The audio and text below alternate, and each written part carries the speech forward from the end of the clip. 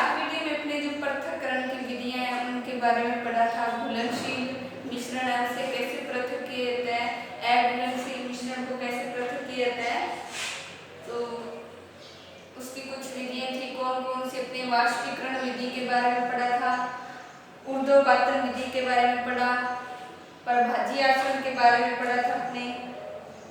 उसके अलावा अपने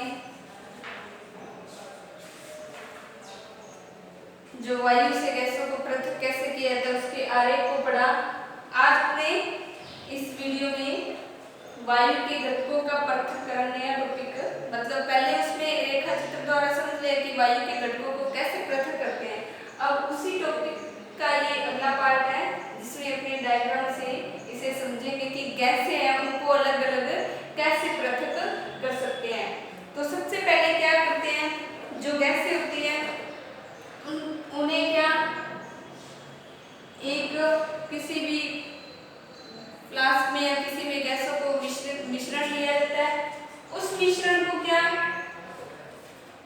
दबाव में बहुत ज्यादा दबाव बढ़ाकर रखा जाता है। जो गैसों का मिश्रण यानी वायु है, वायु में से गैसें अलग करनी है तो वायु को निवेश करवाया और इधर क्या इसे बंद कर देते हैं और दबाव अधिक यानी दबाव बढ़ा देते हैं। दबाव बढ़ाने पर क्या होता है कि जो दबाव बढ़ाते हैं और इसमें क्या ताप बढ़ा दिया जाता है। दबाव बढ़ाया जाता है और इसमें जो ताप को बढ़ाते हैं तो क्या करते हैं, गर्म वायु हो जाती है। जब वायु गर्म हो जाती है तो फिर दाब बढ़ा हुआ है लेकिन अपने क्या करेंगे, ताप कम कर देते हैं। पहले क्या ताप बढ़ाया था, टेम्परेचर बढ़ाया, उसके बाद में दबाव बढ़ा दिया और ताप को कम कर दिया। जब दाब बढ़ाया जाता है तो गैसें क्या हो जाती है, संपीड़ित हो जाती हैं। संपीड़ित होने के बाद में कुछ गैसें गर्म होती हैं। उन गर्म गैसों को क्या किया जाता है, ठंडा किया जाता है। ठंडा करने के बाद में ठंडा इस तरह से एक उपकरण बनाता है जिसमें इस तरह से पाइप लगी होती है। उसमें एक तरफ से ठंडे जल को प्रवेश करवाते हैं और जो ठंडा जल है वो आगे ऊपर इस गैसों को ठंडा करके, मतलब पाइप में से जब ठंडा जल आएगा तो इसमें जो सारी गैसें हैं वो क्या धीरे धीरे इस ठंडे पाइप के कारण पाइप में ठंडा जल जाएगा तो पाइप भी ठंडी होगी। जब पाइप ठंडी होगी तो ये अंदर वाली जो गैसें हैं ये भी ठंडी हो जाएंगी और जल है वो ऊपर से बाहर निकल जाता है। यहाँ से जल क्या निर्गत हो जाता है। निर्गत मतलब बाहर निकलना। पाइप द्वारा जल बाहर निकलता है तो गैसें क्या ठंडी हो जाती हैं। फिर इन गैसों को क्या करते हैं, प्रभाजी स्तंभ में लेके जाते हैं। जो संपीड़ित गैसें हैं यहाँ आई, फिर यहाँ से गैसें आगे क्या एक नली होती है, उस नली द्वारा प्रभाजी स्तंभ है। ये प्रभाजी, ये तो पृथक करने वाला हो गया, ये प्रभाजी स्तंभ दिखा रखा है। इसमें क्या जो संपीड़ित वायु है वो इस पृथक्करण में प्रवेश करेगी। जब पृथक्करण में प्रवेश करती है तो CO2 है वो बाहर निकल जाती है और इसके अलावा इसमें बाकी गैसें हैं वो किसमें द्रवित हो जाती हैं। ये द्रवित वायु है, ये आगे किसमें जाएगी, प्रभाजी स्तंभ में जाएगी। और प्रभाजी स्तंभ क्या है, जो इन गैसों के अलग क्वथनांक है उस क्वथनांक के आधार पर गैसों को पृथक कर देता है। यानी सबसे पहले कौन सी CO2 गैस होती है कि वो क्या बाहर शुष्क रूप में निकल गई, जमी बर्फ की तरह दिखती है और बाहर निकल जाती है। फिर आगे ये जो द्रवित वाली प्रभाजी स्तंभ में जाती है। प्रभाजी स्तंभ में जो विभिन्न गैसों का मिश्रण होता है वो पृथक हो जाता है। तो इसमें के तीन गैसें दिखा रखी है प्रभाजी स्तंभ में पृथक होती है। एक तो N2 है, सबसे हल्की होने के कारण ऊपर वाली भाग से बाहर निकल जाएगी। फिर ऑर्गन गैस, ऑर्गन को AR से दर्शाते हैं। ये गैस दूसरी छेद से बाहर निकलती है। फिर आगे जो अपने ऑक्सीजन को एकत्रित करना है तो वो द्रव रूप में ऑक्सीजन प्राप्त होती है, उसे एक फ्लास्क में एकत्रित कर लिया जाता है। इस तरह से विभिन्न गैसों को इस उपकरण द्वारा पृथक किया जाता है। तो ये गैसों को पृथक करने वाला एक प्रमुख यंत्र है। इसके बाद में अपने पढ़ते हैं आगे वाला नया टॉपिक। तो इसे अपने डायग्राम बनाकर साथ साथ में जो पॉइंट आपको पता चल रहे हैं, जो मैंने बोले उसे नोट करना है। तो नया टॉपिक आगे नोट करेंगे।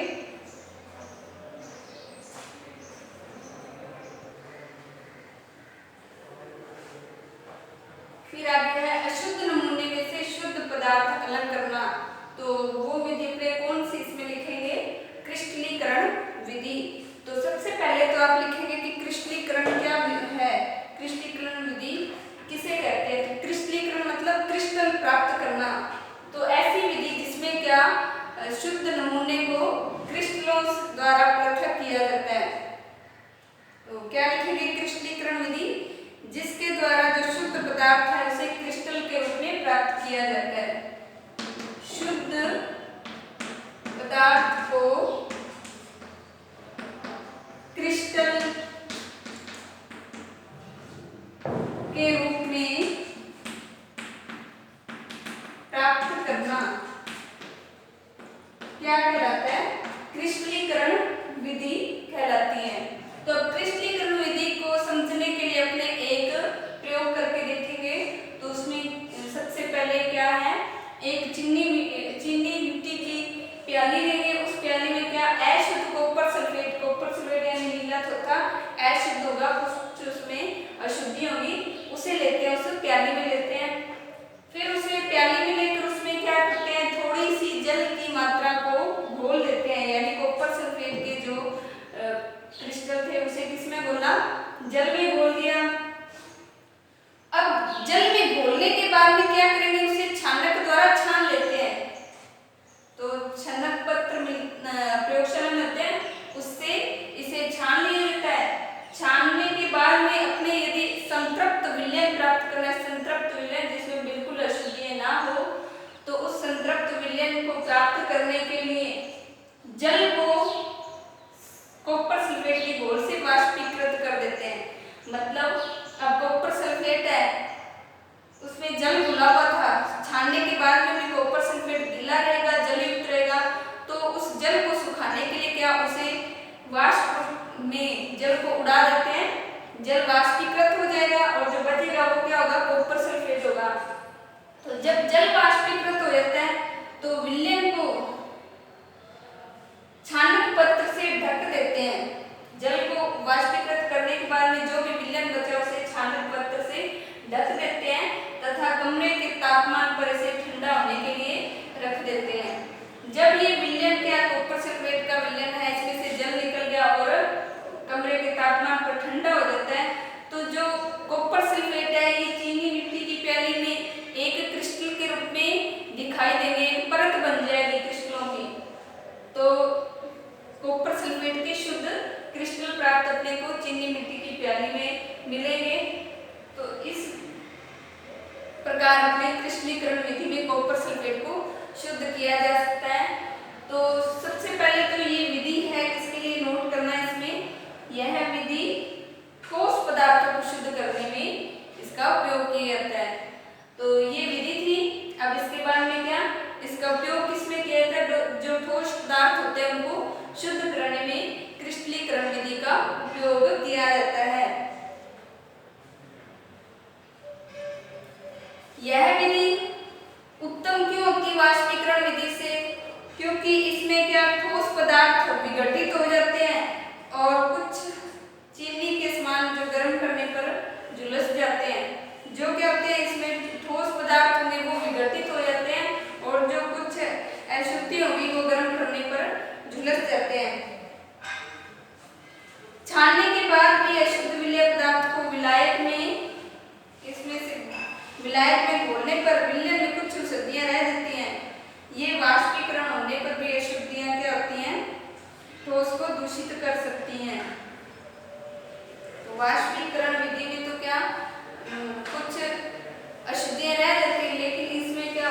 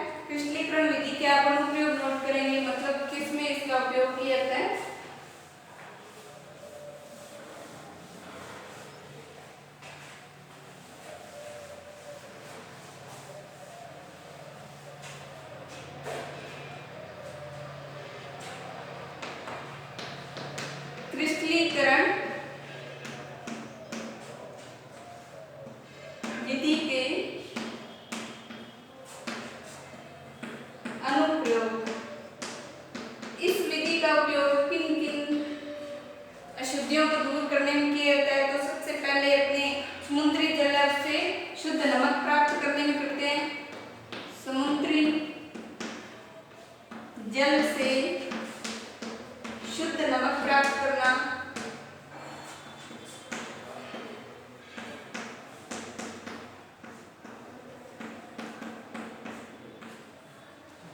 फिर इस विधि का दूसरा प्रयोग है शुद्ध नमूने से फिटकरी को शुद्ध करना,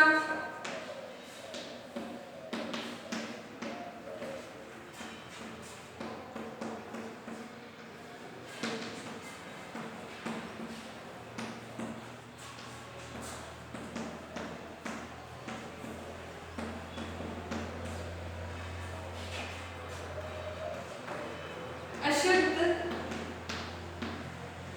कॉपर सल्फेट को शुद्ध करना,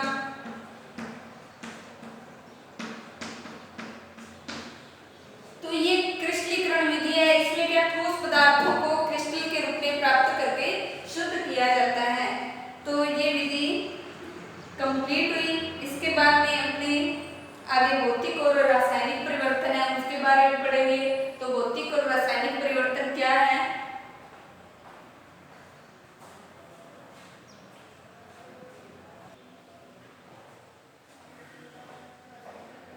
भौतिक और रासायनिक परिवर्तन नोट करेंगे। तो भौतिक परिवर्तन किसे कहते हैं? ऐसा परिवर्तन जिसमें क्या पदार्थ के भौतिक गुण बदलते हैं। पदार्थों में नोट करेंगे, पदार्थों में होने वाला ऐसा परिवर्तन जिसमें पदार्थों में होने वाला ऐसा परिवर्तन जिसमें पदार्थ के भौतिक गुण बदलते हैं,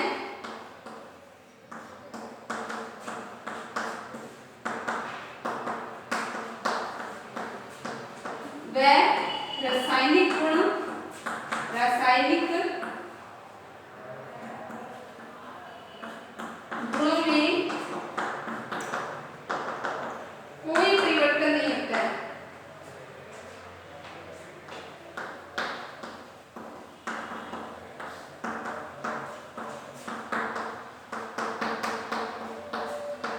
उसे क्या कहते हैं? भौतिक परिवर्तन कहते हैं। उसे भौतिक परिवर्तन कहते हैं। अब भौतिक परिवर्तन में क्या होगा? पदार्थ के गुण, बाहरी गुण बदल सकते हैं लेकिन उसमें कोई रासायनिक गुण चेंज नहीं होंगे, मतलब कोई नया पदार्थ नहीं बनेगा। जैसे अपने बर्फ है, बर्फ को पिघलाओगे तो क्या बनेगा? पानी बनेगा। और जब इसे वापस ठंडे ताप पर, अब ये पहले क्या थी? ठोस थी। ठोस से इसकी अवस्था किसमें बदल गई? द्रव में बदल गई। इसके बाद में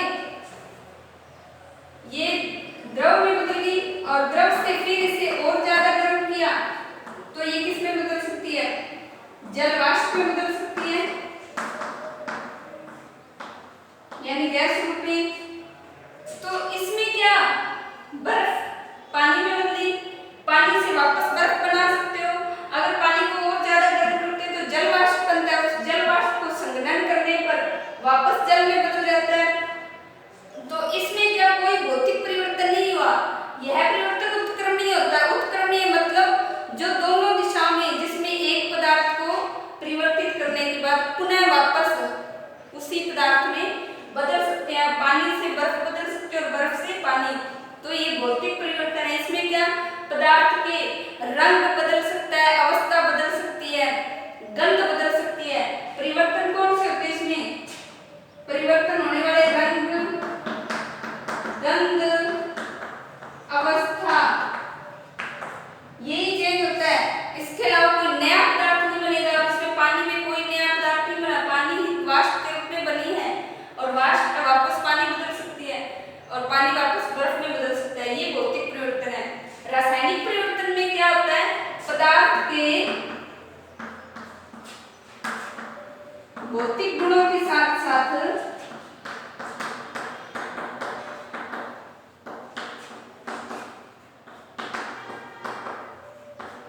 रासायनिक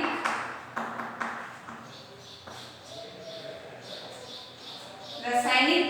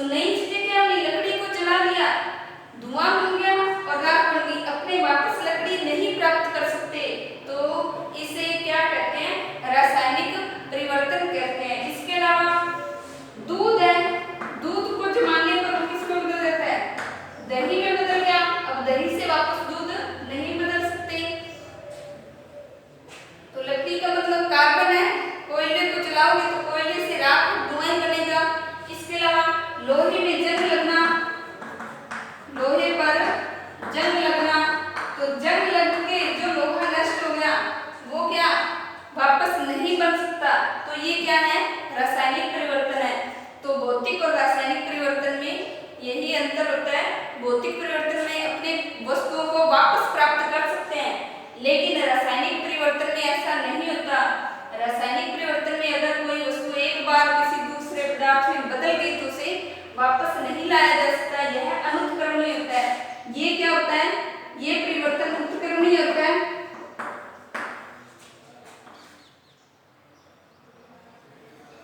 यह उत्क्रमणीय होता है। कौन सा परिवर्तन? जो भौतिक परिवर्तन है ये वाला। और ये